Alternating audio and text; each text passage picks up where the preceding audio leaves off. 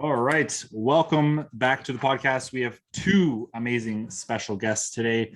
Very excited to talk to these two women about, everything that, they got going on and hopefully bring a ton of value to you, the listener or the viewer, because they know things that I don't know, and I'm not afraid to admit that. And that's why I have them here to help with my women clients, listeners, viewers, especially because it can be very tough to navigate lifting, training, and being a woman all at the same time, because you guys have struggles that I don't. As a man, I've always said men have it so much easier when it comes to fitness, and I will not bullshit. So I got Shannon and Kat on the podcast today. Who wants to introduce himself first? Just give me a quick, well, it doesn't have to be quick, but who you are and kind of what got you into the industry. Sure. I'll take the lead on that. Hi, I'm Shannon. So I am partners with Clear Kat Fitness. I'm part owner, which is actually how I met John, was just through kind of the industry and training in similar areas. And Kat was is one of our trainers, and that's how we started developing our relationship. We really hire very highly educated trainers in our industry and in our gym. So Kat is definitely one of the leaders in that in our team. And then throughout the last couple of years, we've just started really chatting about our clients, things that we see, things that are missing. And then that helped us develop our signature program, Lifts and Cycles, which helps educate women and female lifters on how to track their cycles, to optimize their lifts and their nutrition to help get the best out of their workouts. So that's kind of how we started really kind of developing our business and our friendship, and just realizing that there was something huge missing in this industry. And it's like a snowball. I couldn't believe how fast our relationship got stronger and how much this just built and built and built. So it's been a really awesome couple of years working with her on this. And I feel very blessed to have such a strong partner, both at Clear Kat and Lifts and Cycles. So that's my story in a nutshell. That's awesome. Yeah, on my end, Shannon did a great job explaining, I guess, how we got into this together. But on my own end, I had essentially just never experienced any of my coaches growing up. And this is like going through like national level, like rhythmic gymnastics. Like none of my coaches had ever prepared me or told me anything about my own female body. At this point, all of my coaches were female, which to me is just odd. It's just odd that that's something that we don't discuss, talk about, etc. It's all about the skill of the sport rather than the physiology of the athletes in the sport, specifically for women. So as soon as I had quit that and then started kind of, my escapades through like tennis and, just dabbling in powerlifting and then getting into Olympic weightlifting, all of that was taught by male coaches, all of them phenomenal coaches, but obviously lacked the understanding of like what I would go through in a month. And back at that point, I didn't even understand what I went through in a month. All I knew was, day one, you bleed, you kind of, put your best foot through it. And that's it. That's all I was ever told to consider. And that was probably likely one of the reasons that I ended up with the injuries that I ended up with, apart from, lack of skill at certain points with certain movements. But most definitely, it's just a lot of missed opportunities. And this is something that I definitely want to patch the gap of for any other kind of like young females coming up in sport, women that are getting into fitness. I just don't want them to not have this information. That's incredible. Yeah, thank you for sharing that. And I mean, Shannon and I talked about this off air, like you guys really, and I apologize for saying you guys all the time, but you really dove into something that's really necessary, and you both touched on it, that really necessary and missing in a ton of the fitness industry, because what you get is just women following what men would do, or even worse, following what like professional bodybuilders would do, which nobody should be following, and not really paying attention or understanding, I guess, what's going on in their own bodies. So, I mean, it might be an obvious answer, it might be a stupid question, but how did you two both decide to like, this is what we're gonna do from here on out? Like, how long has Lifts and Cycles been running now? So I'd say we're coming up to over a year now with between development and launching. So it took us a lot to build out, because between Clear Kat Fitness and Lifts and Cycles, we base everything off of scientific evidence. So everything has to have a peer-reviewed journal. Everything has to have a respected background within the industry.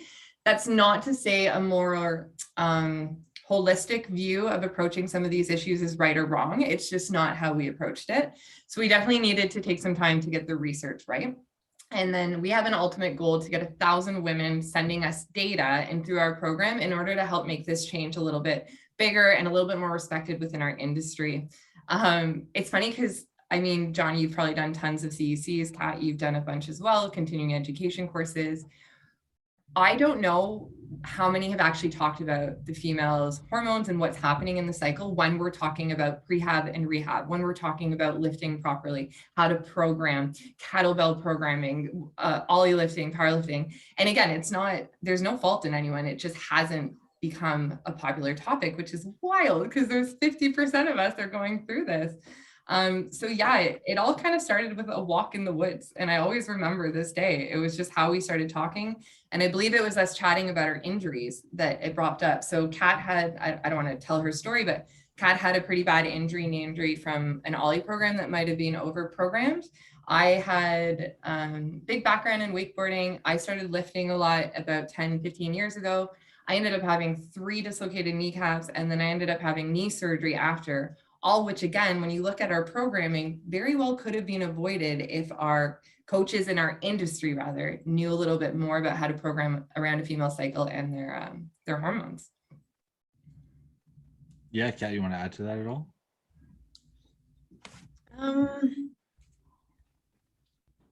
I think honestly, I think Shannon covers it pretty well. But yeah, I think we were just both kind of a little bit flabbergasted. And again, just from my own background, it's just one of those things where, you know, sport is sport, and it's just considered that you push through any difficulties, as one should, right? Difficulties come our way, but there are certain things that we don't need to fight. We don't need to fight our physiology. Obviously, for certain athletes, the Olympics wait for no one. And unfortunately, then, you know, women have to consider different options of potentially like birth control to kind of either mitigate a period, or kind of like level out hormones so they're not having a high hormone and low hormone phase. You know, for them, it's a little bit different, but for the rest of us that are kind of recreational and just trying to stay fit for a long period of time, I don't know, like personally, I would love to continue lifting into like my 70s, 80s, 90s, you know, whatever, you know, life brings. But yeah, so that's essentially where we're at. Coming from that standpoint, we really need to kind of honor physiology, and we really can't be ignoring it the way that we do. And I find that when we do bring it up, it does kind of get a little bit of a bad rap. I know that a lot of the time, anytime somebody female fitness program or, you know, any kind of recommendations for females, it gets the biggest eye rolls because, you know, for the most part, it's just chucked full of, you know, dumbbells that are way too light, workouts that, you know, don't really do anything, you know, anything at all. And a lot of that time, you know, the industry just poops on it, and I don't blame them. I don't blame them at all, but there's a big difference in that versus just honoring your physiology, making sure that that's accounted for in your programming, and it's just a lot more likely that you're going to succeed in what you're trying to get done. 100%. I love that you explained it. Shannon, did you look like you were jumping and say something there? Oh no, I like just through the development of this, it's to help reduce injuries within our coaches and our programming within females. And Kat nailed it, which I didn't say, was to break the stigmatism around the conversation. So not being shy to speak to your clients about periods. It should be part of intake questions with every new client. When was your last period? Do you have symptoms? What are your symptoms? Are they diagnosed? Because once we hear about a medical condition on the other side, you have a heart condition, you have this, what do? Go talk to your doctor, go get clearance for fitness. It's the 5th vital sign is our periods and our menstrual cycle. So just as important as our breathing, our blood pressure, it's just as important. So through lifts and cycles, we're hoping really to break that stigmatism, make it a common conversation between coaches and clients, and reduce injuries within our programming through proper programming as well as nutrition. So yeah, that's how we were born. I love it. I think that's amazing. And it speaks to the fact that there's still, like, as much as the industry's kind of, I think you say, grown in a sense, like there's still a ton of work to be done. Like, not just from this perspective, but if you talk to 10 people, 3 of them, they're all disagree on nutrition for one. So probably half of them will disagree on training. And then, you know, not calling anybody out, but Kat, you mentioned it, like there's like female lifting programs that are just ridiculous, and not in a good way, like just terrible advice that is further kind of separating, you know, where women kind of should be looking for training versus what they're kind of doing or what they're looking to. And it's no wonder like a ton of women get frustrated and maybe don't even start because there's information overload, or they don't know where to look, and anywhere they have looked, maybe just gets, as you said, gets pooped on. Like it's really, really difficult. So that's why, Shannon, when you reached out about, talking to you guys about this, like, I was like, of course, like this is big, and it's not, this topic should be bigger by now. In 2021, it should be, something that's more widely discussed. And granted, like even myself, like I need to do more. I need to learn more about the subject, and that's part of the reason why I have my pen and paper in front of me now too, so I can get some notes from you guys. So I mean, when you take a client on, like, without diving too much into how you do things, so you can share what you want, is how do you kind of approach it in the beginning with them? What are the steps you take? For sure. Yeah. So I think first and foremost is a proper intake question. So understanding what they know about their cycle, what their health history has been around their cycle, and anything that kind of prevents them from an activity of daily life or lifting or workouts when they're actually bleeding versus leading up to it versus the different cycles. Then we start encouraging cycle tracking. So understanding how to track your cycle properly. And there's many different ways. I mean, I'm going to plug a little bit here. Listen Cycles is going to show you the best way to do it, but there are many other ways. There's very accessible ways that you can do that, whether it's through an app, whether it's online. And then understanding what your body needs in the different phases. So maybe Kat, do you want to break down really quickly what the phases are within our menstrual cycle and like a few things that we're looking for with the fitness? I bet that'd be pretty valuable thing for our listeners. Absolutely. And Kat's just so good at it with her biology background. So For sure. Yeah, no, absolutely. And no, I just wanted to mention, John, thank you. It's one of those things where, like, yeah, we are female, we experience it. We almost kind of get like the firsthand view of it, but we always appreciate anybody, especially males, that are trying to pick up more information and get this in, because I feel like, again, the industry is so male focused that a lot of the time these things just kind of get swept under the rug. It's just not something to focus on. You might have like a couple postpartum or pregnant clients, and at that point, like that, but we have found that a lot of the certifications that are available are still like a pretty big slap in the face to women. Like they don't cover nearly as much as they really should. So yeah, anybody trying to learn, specifically males, is always appreciated. But on the topic of the menstrual cycle itself, generally speaking, for most women, and they say that ultimately, after doing some research, maybe 15% of women actually have this quote unquote like normal standard cycle. And it is from 1 to 28-ish days. Somewhere in the middle, a woman would ovulate, so long as she's not on some sort of birth control. And in the first half, which is known as the follicular stage, it's this essentially the first 2 weeks of the month, basically, where kind of we have our lowest hormone phase through day 1 all the way into kind of like day 7. And that's kind of when estrogen tends to build and peak towards ovulation, where we also get a little boost in testosterone. So typically speaking, around ovulation, that's when we're feeling our absolute best. That does come with a double-edged sword that I will get into a little bit later, but essentially past that point of ovulation, high energy, high sociability, all those really great, wonderful things about like a high estrogen phase, you kind of push into a very progesterone heavy phase, which is the luteal phase. And essentially this is where women can start to experience kind of androgenizing effects, where they start to potentially start like experiencing PMS symptoms. And again, depending on the woman, it could happen like as of mid-cycle all the way into, the last days before the cycle starts again. Or if they're a little bit luckier, maybe 3 days before day 1, they're going to experience something from, headaches, GI issues, things like that. And then we're into that low hormone phase again, where things don't necessarily feel all that great for everyone. So this is where PMDD comes into play. And this is essentially women who are very sensitive to drops in progesterone. And they essentially get PMS, but much, much more elevated and to a much more intense level.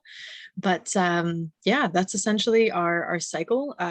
With lifts and cycles, we found that it's really helpful to break it down even further, like into 4 or 5 phases. And that way you can kind of really delve into which phase you can kind of make more of an opportunity out of. So for me personally, because I do suffer with PMDD, my biggest opportunities are typically kind of like in the last end of the cycle there, where those are my chances and opportunities to really set myself up for success by not expecting the world of myself, to not expect, that I'll be emotionally level-headed, things like that. So I just know that I need to program appropriately for that. So I find that some like really easygoing like volume around that time for me is absolutely perfect. So just like if I can't even get under the barbell, dumbbell work, just something. That's awesome. No, that's a great explanation. I do have one question. What is PMDD? Yeah, so that's premenstrual dysphoric disorder. And again, as I mentioned, it's just a sensitivity in the brain to like a drop in hormone levels, Okay. which is essentially what happens in towards like day one or menses. And essentially my brain picks it up and absolutely hates it. So at its worst, it can be suicidal ideation. At best, it's a dysphoria. So whatever reality actually is, the brain just kind of takes it and loves to spin it. It's quite similar, I guess, to in a way having some sort of like body dysmorphia. The way that you look at yourself is it's distorted. It's not really the reality. So Okay. oftentimes I will try not to do like an assessment of myself or my business or any of that in and around a PMDD period, because it won't be realistic, just flat out. And that's the last week of the cycle? Yeah, for me it is. And sometimes it'll start much sooner. Other times I'm lucky and it kind of gives me a little bit, less of a hard time. But yeah, each month is a little bit different as well. Okay. See, that's that in itself already sounds so challenging. And if you don't know how to navigate that, like I'm listening to this and I'm thinking of myself and I'm like, if I had to go through this, I'm like, I don't even know where to begin, like without a coach or without the education behind like what I'm doing.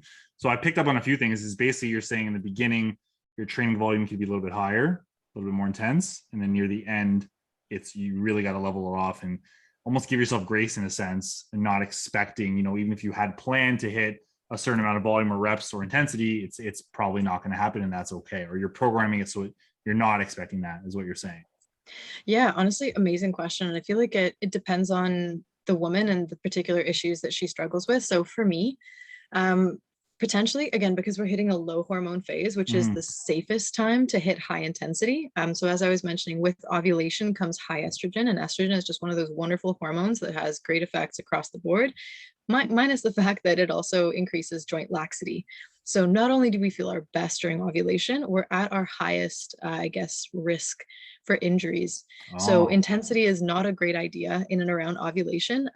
If you do have something planned like that, it's just essentially making sure that you are warming up like to the nines. Like it's like a 10-15 minute warm up. You're really, really tuning in and listening to the body, because on top of all of this, we don't feel pain as much in and around that time. So even if we were pushing towards an injury, likely we wouldn't even care about it, because we kind of just feel that great. In and around like kind of day one, again, low hormone phase, some women do experience kind of like feelings of pain a little bit more. So we tend to be a little bit more sensitive around those times with that in mind. So I do have a lot of clients that complain about their grip. So whether it's deadlifts or pull-ups, if they're in and around day one, every single time it's like, oh my God, Kat, why does this feel like a cheese grater today? And oftentimes it is because we are a little bit more sensitive. So knowing that and being able to navigate that is really important in a program, especially when you're training for strength, because you are trying to peak to a certain extent. Like there will be a point where you do have to push past something, and that's totally fine. So for me, I would much rather push past like a little bit of like an increased feeling of pain, knowing that I'm not actually like damaging my body. I know pull-ups are, great, deadlifts, I can handle up to a certain weight in my hands, and that's totally fine. Cleans and snatches included. So that I will push through because I understand that it's a low hormone phase and I can get a lot out of it. So if it's something that helps me mentally, and if I can kind of push past a little bit of the discomfort, great. That's a perfect time for me personally to increase intensity. So it'll actually be towards kind of like the PMDD area for me. Okay. And then into day 1 through day 7. Into ovulation, I'm usually pretty careful. Again, it's a double-edged sword because you feel fantastic and it's tempting. It's really tempting to like do something and max it out. But yeah, so that's kind of what I keep myself in check with. It's just making sure that during ovulation, I'm not pushing and I'm trying to like reel back, not maybe an ego, but like just like a feeling of like, it feels amazing. Why wouldn't I? Yeah. So that's kind of where I have to keep myself accountable. low hormone phase is my go-to for intensity, but for some women, it might be a little bit different. So another woman might want to make use of the fact that she's feeling her best from day 1 through day 14. And then that's where we would want to program a little bit more intensity, but maybe try to like taper it off to volume towards day 14 as opposed to intensity, just to kind of mitigate like risks of injuries. But that being said, if it's like a really, really seasoned lifter, you could potentially have them working right through ovulation, just making sure that they're accountable for what they're feeling and they know their body well and they can rely on their form. That's something that I don't give myself leeway with. My form definitely dwindles after a certain percentage, so that's why I just don't mess with it. But some people, it could definitely work for them. That's an incredible share. Yeah, and that makes a lot of sense. And especially when you say the form, like Olympic weightlifting is no joke. Like your form needs to be on, and as you said, as percentages go up, form can be compromised, and you want to avoid that. So I mean, Shannon, if you want to jump in, like when you guys both experienced your injuries, when you talked about your injuries, is that just because it was like you said, over programmed, so there's too much volume, too much intensity too often throughout each month? And then I guess because you weren't educated in this stuff, you just kind of went with the program because that's what you were given. Yeah, it was a lot of days in the gym, and it was a lot of heavy knee flexion, which is totally fine. Like you expect that with Olympic weightlifting. It's just that it was never programmed in and around my cycle. So I'm naturally cycling. I'm not on any kind of birth control, which means that I will experience kind of those highs and lows of estrogen.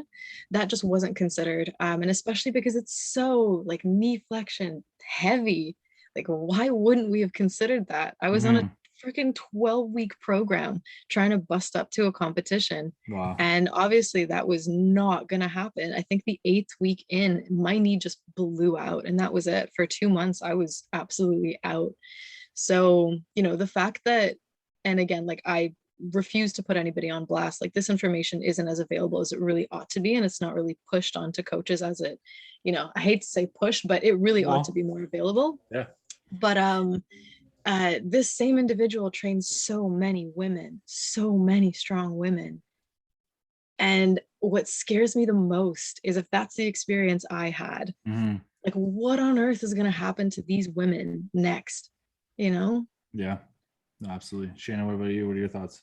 Yeah, so it's learning how to program around this. And like what Kat was saying is she knows that for her around ovulation, her form's going to start tweaking once she's hitting those max lifts. So it's not a good time for her to be doing it. So she knows through cycle tracking that, okay, during your luteal phase, you feel pretty safe, and we're going to give ourselves a little bit more rest time. We're going to give ourselves a little bit more forgiveness, and we're going to hit those maxes when we're ready. For me, I really peak around menses. So just after I bleed, once my symptoms subside, that's when I like to hit my heavy maxes. I feel really strong there. But also like come ovulation, you tell me once you get your women's cycle tracking, it's like you walk into that gym and you are ready to go. And it is the best feeling in the world, whether it's a little bit of a pseudo push because you're like, oh, it's coming. My energy is feeling high. But that's not to say that we can't be hitting those good lifts there. We want to keep them exactly that warm up, really, really safe. Stick within like a 3-rep max on those days, especially if you're a seasoned lifter and you know what you're doing. And it's getting our coaches to understand how to program around this. And every client is going to be a little bit different, which is why it's a tough conversation to just blast in the industry. We have a lot of growth in this. So for one client, you might have them on a 4-week cycle where they're deloading right before they bleed. On another client, you might have them deloading right around ovulation, which is going to be tough for them because their energy is really high. But especially for a client who's learning the skill set, that's a great time to deload them, because we can get reps under the bar. We can keep it nice and light. We can focus on our form, focus on our mobility, look at how we're going to protect those joints from that extra laxity that's happening around ovulation.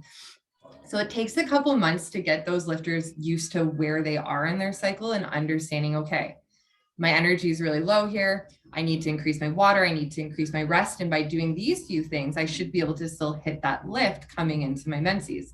So it's a little bit of, we don't like the term biohacking, but it's a little bit of looking at all aspects of sleep, recovery, nutrition, and understanding how that can be programmed within your program as well. So for example, if you're working through a 5-3-1 program, which is something that we talk a lot about in our webinars, is how can we adapt 5-3-1 for a female lifter? This goes with so many programs. I mean, my favorite programs, all of them, like Westside, 5-3-1, 5x5, they were all built by a man with a male client in mind and not looking at the changes in the hormones. It's not to say that we have to adapt any of those lifts or much of that programming. It's just looking at maybe we need to deload a little bit sooner. Maybe we can't go 3 months without that couple weeks off. And I want to remind everyone that a deload doesn't mean yoga and rest. A deload doesn't mean a week away from the gym. And I think you'll agree with me, Kat, when you go and do the research and should I work out on my period? I challenge everyone to Google that, okay? Should I work out on my period? What are you gonna get? See how your body feels? Go for a walk, do some yoga. I once saw one say, have a dance party in your kitchen. Okay, come on, guys. Have a dance party in our kitchen. Let's give women a little bit more credit that we want to do more than dance in our kitchen. So I think just, I know, like actually. But understanding what your cycle is and what your body needs. So not just from emotions, from fuel, from training, it's going to be a little different with every client, but it's just like nutrition. So John, you do a lot of nutrition coaching, correct? On your online? Yeah. Like, so my focus is fat loss. So most people need nutrition focused. Exactly. So you're going to realize from client to client, male or female, every client needs a little bit different of programming. There's no cookie cutter program. We want to eat super balanced. We want high protein, but this person might do better with 4 meals. This person might do better with smaller meals. This person might actually do really well with a higher carb without like going over the top, and vice versa. This person might be better on fat. So you got to kind of learn that body and learn your language before you start adapting and changing. And the best way to do that is to start tracking your cycle, your emotions, your intake, and your workouts. I love that. That's a great breakdown. I do have one question. I definitely want to talk about nutrition, but have you two ever had pushback from a client, new client, or existing client? Like they don't want to track their cycle. They're not about that. They're just like, I just want to work out. I don't want to track all this stuff. So that's a great question. And absolutely. So it's not necessarily something I would bring a beginner client into. So someone who's just getting used to the gym, I would encourage you to know day 1 of when you bleed. So start understanding that. So it's like baby steps, just like nutrition, just like fitness. So if you're brand new to the gym, a lot of our workouts are going to be skill set anyways, getting used to moving, keeping us safe, mobility. We're not really going to be maxing out in those couple of months. We're not going to be hitting. You might do a little bit of plyo, but like, let's make sure you move properly before you get your clients jumping. So stuff like that, it's easing them into it. So when is day 1, understand your symptoms. And then slowly, as you get more into your lifting and max lifts, that's when it's going to become more important. Or on the other side, if you're an athlete, so like sport specific, when you're getting into your training season, that's when it's a bit more important. So I like to bring them in the second stage of phasing, if that makes sense, once they're kind of hitting that barbell a bit more. And then it's educating our trainers as well, as getting comfortable talking about periods without being shy and not hiding away from it. And like, if there's any people who own gyms, start having tampons and pads out in the bathroom where people can see them and not hide from them. So that's the only pushback. It's like what we're used to as a culture, trying to adapt that into normalcy and not overwhelming your client with like, okay, you need to track every single day. It takes us 3 months to get people through lifts and cycles to get used to tracking properly. So it is a process for sure. But if you're committed to your goals, it's going to help you get there quicker. I think one thing I would mention to kind of supplement that is I get a lot of males that DM me and they're like, hey, Kat, like I've tried to bring this up with my client. It's not going smoothly. And we know we're not trying to, like, as coaches, push past, barriers that our clients set up for us. Instead, like we observe those barriers and we go, okay, well, I wonder why they have that up. I wonder where it comes from. I wonder if it's like a childhood thing. I wonder if they're not quite comfortable with the process that we're going through, et cetera, et cetera. Like the list could be endless, but I have definitely encouraged male kind of coaches as soon as they get in a female client, just to really try to like break down as many walls as possible. So as soon as you sit them down, essentially being like, listen, treat me like a brother. Treat me like a brother. Treat me like somebody that you will eventually learn to trust fully. I'm here as your number 1 supporter. There's no piece of information you could tell me that I would kind of like cringe or shy away from. There's nothing you could tell me that would, upset me or scare me. I'm here to support you. So essentially just building an understanding that, this woman who feels vulnerable in society in general, and I don't blame women for feeling that way if they do, and really trying to set a tone of like, you're safe in this gym, you're safe with me. I'm here to look after you. I'm here to make sure that we're considering everything. It's a very holistic approach. And with it, we really, really need to kind of extend two hands out to kind of help them like cross that bridge sometimes. Yeah, it's a really, really personal thing. And for some women, it's associated with a lot of pain and discomfort. Mhm. And those things can be really difficult to talk about. So it really depends on the female. Some are a complete open book. You don't even need to know their name, and they're like, I'm on my period today, just want you to know. And there's others that, you know, will be very, very guarded about that kind of information. But the best thing we can do is just keep trying to create that bridge, holding two hands out for them, ready for when they are. And at that point, you can really start discussing, you know, what impacts it has. But typically with clients that don't even want to get into it, I actually just try to pique their interest. So like, again, on days when they're like, Kat, my hands hurt. And I'm like, oh, well, guess what? You know, if you're then, you know, if you're in this part of your cycle, this is maybe what's happening. Let's consider that. And then slowly they start to understand the importance. So we all learn differently. We all have different barriers and blockades up for different reasons. Personally, I just try to honor that, and it takes a little bit of time. But as soon as you can kind of slowly start to kind of like, you know, drop those little pieces of cheese, do so. Love that. That's great. Yeah, I've had a lot of clients, like either through check-ins or through conversations, they'd be like, oh, and I'm not sure if this is too much information in TMI, and but I'm on a period. I'm like, that's, you know, I appreciate the share, and it's definitely not TMI. Like, as your coach, the more information you can give me, whatever you're comfortable sharing with me, would only benefit our relationship and me being able to help you, right? For any coaches out there, like, don't be shy to take information from clients. So if they're willing to share it, don't judge them, don't shame them. And I tell everyone this on our first call about their food, because people get a lot of, you know, negative associations with food. And I make sure to tell them, like, look, I will never judge, shame, or guilty for a food choice. And the same goes for your menstrual cycles and anything else maybe that you're facing. Like, I've had stories as coaches, I'm sure we've all had our clients share something that we were not expecting. And we're just kind of taken aback and like, whoa, like, we are this much involved in this person's life. They trust us with this. And I think there's just, it's like an unfortunate stigma, like, to talk about menstrual cycles, I guess. I don't know what it is and why we haven't talked about it, but like both of you touched upon, you know, the fitness industry. So it's centered around males, but there's a lot of direction towards females, if that makes sense. Like, it's a male dominated industry. Yeah. But, you know, 7 or 8 out of 10 programs are geared towards women. It's very, very much of a disconnect there. And I think this is why conversations like this are super important. I would love to talk about nutrition tips around the cycle, because again, you know, I deal with a lot of nutrition based coaching, and I'd love to be able to help clients more. And anyone listening to this, I'm sure would take away a lot of golden nuggets from this conversation, as they probably already have. So either of you can jump in and what you have, how you deal with nutrition with clients and that sort of thing. Absolutely. Yeah. So essentially there's going to be a really good time to start a diet and a not so easy time to start a diet. And you can probably already imagine, if you've picked up like on the follicular and the luteal, it's a little bit tougher to start in the luteal phase. So when we are very progesterone heavy, we kind of, our body shifts what fuel it wants to burn. And more efficiently, it's burning fats during this time.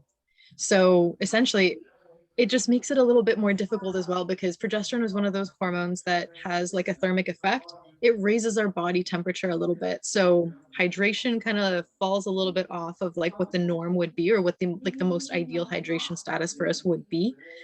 So endurance becomes tough around this time. So if you're trying to like run on the treadmill and like diet down, that's just not the time. It's going to feel like absolute madness. And it's just not wise. So pushing back to the follicular phase, when again we're feeling kind of at our best, we're kind of like creeping up to ovulation, we tend to kind of burn carbs really, really nicely. So we can kind of get those glycogen stores up happily, and therefore like really kind of push into some good lifting. Like you mentioned, like the intensity and the volume can kind of be decent around this time. And we recover really, really well. And again, we're not feeling as much like discomfort or pain. So that's probably going to be your best bet as to when to start like a diet or any kind of dietary changes, is going to be in like through day 1 through day 14. And it's just going to sit a little bit nicer. As you get into the luteal, at least you have those 2 weeks of like getting yourself settled in before things don't feel that great. Your pace kind of go a little bit more wild. And on top of that, you're burning a different fuel. So topping all of that off again, because progesterone has that thermogenic effect, you are likely to have your basal metabolic rate jump up a little bit around this time. So adding anywhere from like an extra 100 to 300 calories is not going to harm you. Obviously, from person to person, it'll depend. From goal to goal, it'll depend. But definitely increasing calories a little bit in that luteal phase is not a bad idea, because again, it's a low hormone phase. One of the tendencies are cravings. And this typically tends to happen because carbs tend to produce kind of like a happy effect. They help to create some of like the happy hormones that we have. So eating a croissant might feel fantastic for a second, but then, you're still experiencing PMS. I guess spared yourself, like, I don't know how long of feeling decent and okay after the croissant, and then everything kind of like falls down afterwards. You feel guilty about it, and then on top of that, you're not feeling your best either. So there are definitely considerations to be made in terms of nutrition from day 1 to 14, and then 14 to 28. Great breakdown. Shannon, you want to add For to that? sure. Yeah, I mean, Kat totally nailed it. We can afford 5 to 10% more calories in the second half of our phase, which is kind of a gift because that's when those cravings kick in. So you do have a little bit of room to play, and that we're speaking to people that are tracking very seriously when it comes to their macros and their goals and their lifting. So if that's not you, like, don't worry, you don't have to worry that much about it. Big thing with us is we really want to watch inflammation when we're coming into menses, which is when we bleed, day 1 of bleeding. So leading into that, the week or 2 prior to that, really watching foods that cause inflammation. That's going to help decrease what's causing cramping in the body. Oh. Same thing around ovulation. Ovulation can have a little bit of bloating as well. So it's a good time to watch those inflammatory foods. It's going to help with your cravings as well. That being said, Kat already mentioned we really want to increase hydration in the second half of our cycle, because we are running at a hotter level. To put it in like such a simple term, like that's it. You're warmer. So let's drink a little bit more water. Let's cool down a little bit. And then a big thing for women in general is just healthy gut health. This is going to help us with, it helps. Let's just talk to everyone on this one. Gut health is the new hot thing, and it needs to be, which is great. But our a healthy gut is gonna help with those uncomfortable symptoms, including at ovulation, as well as up during when we bleed. There's other little things we can be looking at. So for women who have a really heavy bleed or heavy flow during those first couple of days, increasing your iron, not just during the bleeding time, but prior, is fantastic. The simplest way you can do this is start cooking in a cast iron pan. It can help just increase enough. And then Kat has a really cool, it's like a fish it's an iron fish that you put in soup. Yeah, I feel the ads for these ones are great. Whoever's running those, you need like a promo code. You need to be there a little. Yeah, it's like a little iron fish you can throw in your soup as you're making it, and it does the same thing as a cast iron would. It just releases those ions. Little irons. So like healthy red meats, spinach is great if you're more plant-based when it comes to iron. So increasing your iron levels during those first 7 days will help increase your energy as well. So Chocolate's actually great for that too. Dark chocolate. Yeah, Nice. for sure. Dark chocolate leading up to menses is fantastic for that. And actually there's some great studies that shows during ovulation to increase that as well is going to help decrease some symptoms that some women have during ovulation. So yeah, there's like little tiny little hacks that you can do, and start looking at your micronutrients as well as your macronutrients. And again, it sounds very overwhelming when we sit like this, but it's not. It's really not. Like we're telling you to eat chocolate before you bleed. That's not that hard. That's kind of a gift from us to you. So it's just kind of, I want to say more mindful eating, which I'm sure, John, you talk a lot. So be mindful of what you're eating and be aware of where you are in your cycle. So if you need to crush a pizza right before day 1, crush that pizza. But if you have cramps the next day, we kind of know why, and that's okay. But it's giving yourself that forgiveness and being aware of what's happening. That's great. I'm learning so much. I was just gonna ask, some clients have said, their cravings are out of control. Like, what do they do? And I'm of the ideology that you shouldn't completely cut yourself off. You shouldn't completely fight the willpower, because you're gonna lose. I always kind of most of the time advocate, give into the craving a little bit. Just try to be mindful of how deep you go. What would you two say to clients that are have a really hard time controlling cravings? Where would you kind of steer them towards, or how would you help them around that? So I would say first and foremost is If you have really bad cravings and bad symptoms, it's time to start looking at your cycle closer. And then that way, you know, when you're coming up 2 weeks before to bleed, that we need to adjust a few of our micronutrients. So we need to start looking at maybe increasing our magnesium, maybe decreasing some of those sweet foods leading up to it so that you're not craving it as much. It's just these little tiny tweaks. And then you hit those cravings. That's okay. Like, the number one thing we want to coach people through is that honor your body and honor your cravings, honor your feelings, be aware of them, give them time, give them space, but exactly within a controlled state. So if you know you need some Haagen-Dazs, go get yourself that pint of Haagen-Dazs. Don't buy the 2-liter thing and just have it on that week leading up to your period. That's okay. Like, give yourself that forgiveness. Cutting down dairy, and again, it's inflammatory foods leading up to that is going to be your number one thing to help with those cravings and to help with the bloat that you can get as well. So watching your blood sugar levels too. Not sure how much we talk about that. We don't want to dive too deep into it unless you're really into that side of things, but just watching those spikes and those lulls, keeping a balanced diet throughout your whole cycle, increasing your fats just a little bit leading up to your bleeding days is going to help with some of those symptoms and cravings and your micronutrients. Kat, you want to add anything to that? Yeah, I feel like I had 1 or 2 things to add. And I'm having a brain fart. But yeah, so in and around kind of the cycle, it just, yeah, so we do want to increase some fats, but we just want to make sure that they are omega-3s, I believe, not omega-6s, because 2 to 1. yeah, because for whatever reason, one is slightly more inflammatory than the other. So if you're having like a piece of salmon, it has both. So Okay. you know, it just essentially just eating whole live foods. And I'm sure you know, you talk about this as well. A lot of the time our cravings have something to do with some of them are reasonable, some of them I like to call like unreasonable cravings. And what I mean by that is like you're craving sustenance, like whole, live, good, decent foods, but your brain's like, the donut will do. The donut will do. Oh, Meanwhile, you'll have the donut, you'll continue to have the craving, and you'll be like, oh, another donut. Let's do this. yeah. And obviously, that's the definition of insanity, but essentially, we want to just break that cycle. So, for anybody struggling with cravings, it's understanding that what you crave, that's a real feeling. It's not fake. It's not there for no reason. Don't shame yourself. Don't guilt yourself over it. It's there for a reason. But what your brain is trying to get you to do isn't what your body actually wants. What your body wants to fulfill and fill that gap is something else. It's almost kind of, you know, stepping into like the weird world of pica or pica, whatever it's called, as essentially like when you're lacking micronutrients, your body's trying to find them in the weirdest places. People start to eat metal, people start to eat chalk and all these different kind of like the body's pushing them to eat weird stuff. It doesn't even necessarily have some of those minerals in it, but the body's eating weird things and craving weird things because there's micronutrients and deficiencies in those that need to be addressed. And we get that from whole foods, period. Every single time we get that from whole foods. Yeah. If you need to supplement anything, fantastic, but the bioavailability of that is going to be far lesser than just making sure that you're eating a well-balanced diet. So that's usually the answer to all these things, is balancing out your diet with things that you actually enjoy.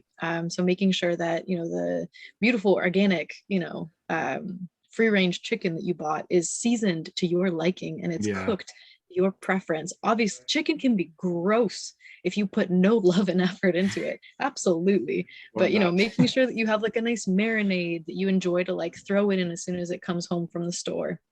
And that way, when you fry it up, it's much more delicious and it encourages you to kind of, again, eat like a more wholesome, balanced diet as opposed to like reaching for sweets. There's nothing wrong with sweets. I think they're fantastic. It's just making sure that like majority of your needs for your calories, for your micronutrients are just addressed through whole foods. 100%. I noticed firsthand, like if I'm eating a more process-based diet, I crave more process-based foods and more cravings that aren't really filling, aren't giving me sustenance, like you said. And then I'll have a salad and I'm like, this is the best salad I've ever had, because I was lacking like the vegetables and just different tastes. Cause like if you're eating sweets all day long, or like half of your meals are sweet based, that's all you're going to want to keep going. You're just going to keep wanting that. You're missing so many foods. Plus your palate could use a mix up. So you're right. Like, you know, some of the best advice I've read and I use with clients too is balance, like make most of your diet foods that came out of the ground or once had a face. It's Oh, I very love simple. that. Yeah. And for people who, get a gross visual from that, I apologize. But it's a great way to break it down. Some people say, shop the outside of the grocery store first. It's also pretty good advice because you'll find Yes, most true. of the whole foods around there. Not to say you can never go down the cereal aisle or whatever, but when you do make up most of your diet with whole foods, you'll feel better overall, mentally, physically. And I imagine through a cycle, it's the same thing.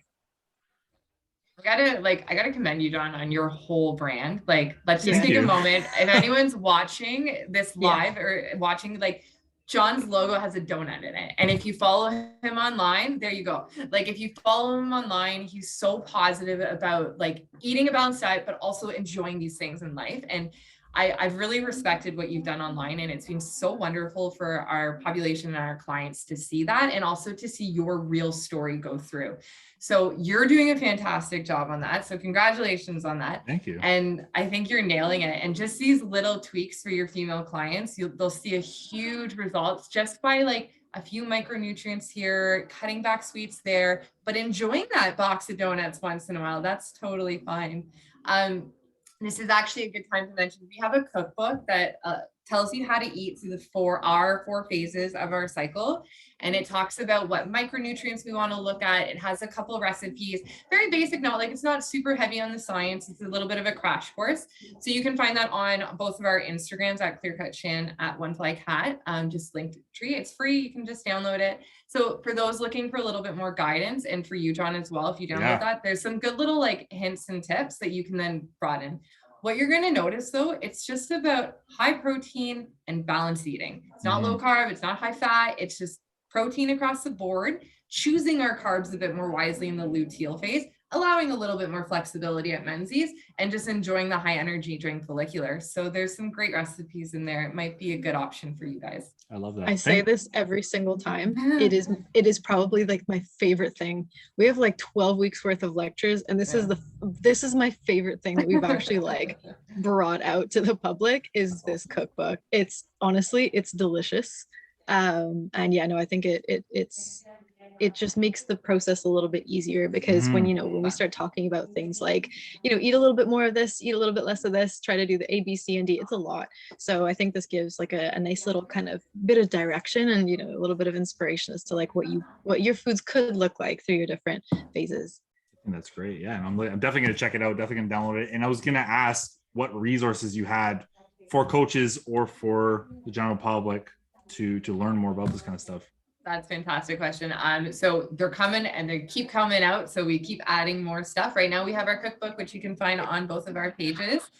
We have our program, Lifts and Cycles, which is a 12-week online program where we take you through how to cycle track, how to optimize your nutrition, how to program your lifts, as well as some little tweaks into fitness. We have a really fun third month that we talk all about how to clean up your squat, your bench, your deadlift. We had a lot of fun filming those. And then if you just follow us online, you're going to see a lot of information on our Instagram. So I've really been pushing this recently on my Instagram, a lot of just fun little infographics. And then you'll see every time we do webinars every month. When we launch those webinars, you're going to see a couple more grabs coming up. So I'd say go download our cookbook. If you want to learn more about how to periodize your program, keep an eye out for our webinars and just follow us online. It's the easiest way to get some knowledge. I love it. I'll definitely link everything in the show notes for sure, because I want people to go check it out. So I mean, I want to thank you both for taking the time. This has been one of the best episodes I've had, just from a personal like learning experience. And I think, again, like more people need to learn about this, both male coaches, female, just everyone can benefit from this sort of thing. And thank you for bringing this to attention of the industry and continue to grow this brand, because what you have going on is incredible and is very needed for a ton of people, hands down. So thank you again for taking the time. I really appreciate it coming on the podcast. It's an absolute pleasure. Yeah, thank you so much for having us. We'll talk to you guys next time. Thank you everyone for listening to the podcast. If you like the podcast, definitely like it, share it, follow these two amazing women, download their cookbook. I'm going to go download their cookbook now and, get some better recipes going in my diet, because I eat pretty boring most of the time. Thanks so much, you dude. Take care. All right. Bye, John.